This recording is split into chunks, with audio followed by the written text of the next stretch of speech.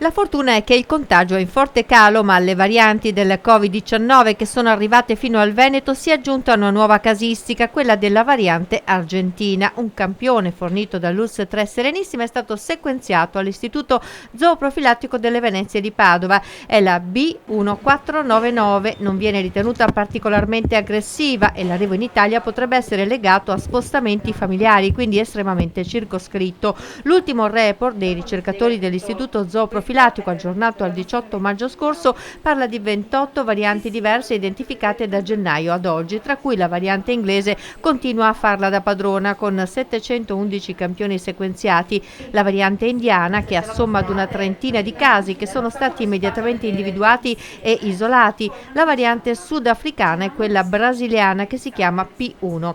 Le varianti indiana e brasiliana sono state identificate con una frequenza inferiore al 2%, non sono state riscontrate invece casi di variante nigeriana e sudafricana.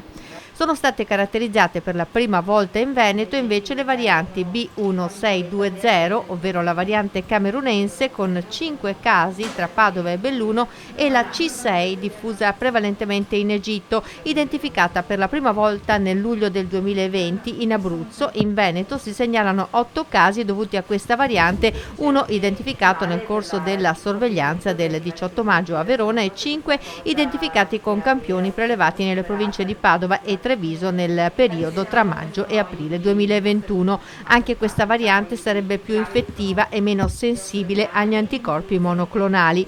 Un quadro non particolarmente allarmante comunque, che continuerà ad essere aggiornato attraverso un piano di monitoraggio costante.